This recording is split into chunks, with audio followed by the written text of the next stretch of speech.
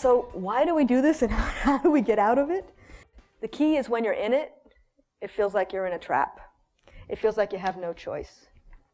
It feels like this is what I need to do to pay my mortgage. I know this is a really scary visual, huh? It's basically a Native American salmon trap that I got permission from the artist to use his recreation of it. But the idea is, this is the only way I can do this. I'm stuck. I have got to feed my family. This is life or death. This is the only deal.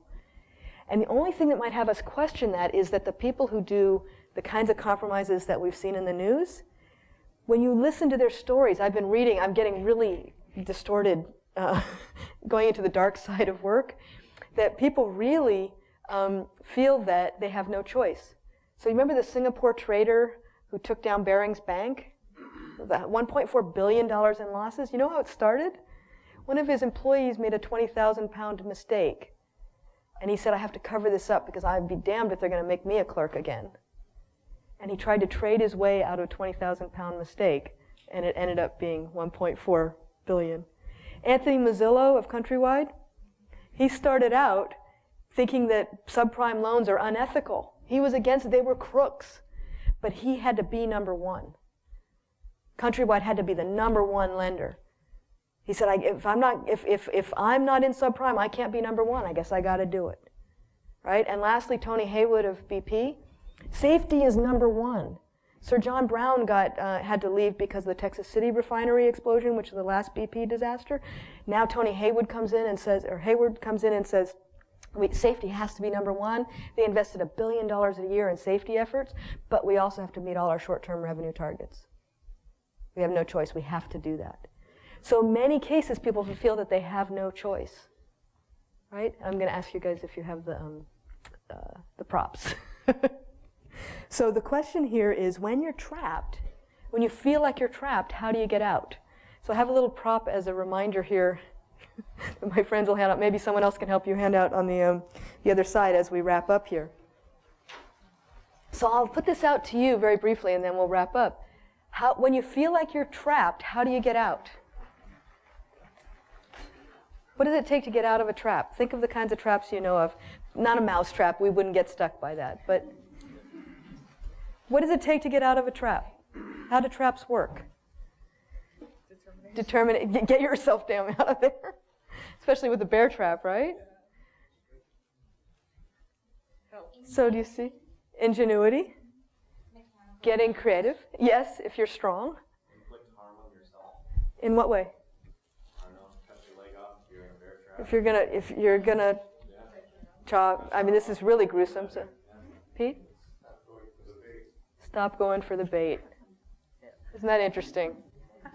Suggest alternatives, so then the boss has to make the decision as to, which of the two ways to go. So don't buy into that you have to do it, right? You're surfacing the trade-offs. And that's you're translating it from a physical trap into the business environment or a work environment.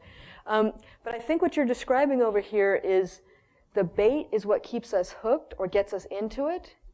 And then the willingness to sacrifice, and in this case maybe you don't look like you're quite as on top of it if you have to surface the choice back to your boss, is willing to make sacrifices to stay alive or to keep your freedom. Because the way traps tend to work is they trick us into focusing too narrowly, right?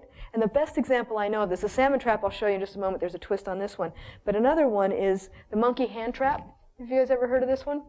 In Southeast Asia, they put food inside a gourd with a hole, and the monkey goes in and grabs it, and it's attached by a chain, so he can't go away. But he can't get his hand out of the hole with the food in it, right? So he stays there. Can't eat it. I want food, right? So that's the bait. Until the trapper comes along and grabs him, right? Food he can't eat, or she can't eat. And the key would be to let go of this, knowing you have something larger at stake, like getting caught, right? In this case, the salmon trap, the salmon is stuck by their assumption that they have to go forward, that you have to deliver, the results you promised to your boss. There's a hole at the back of that trap. All they have to do is back up, and you can jump over it. What about the ones that you all have in your hands? How do you get stuck? Are you familiar with the finger trap? So my sample is up here somewhere.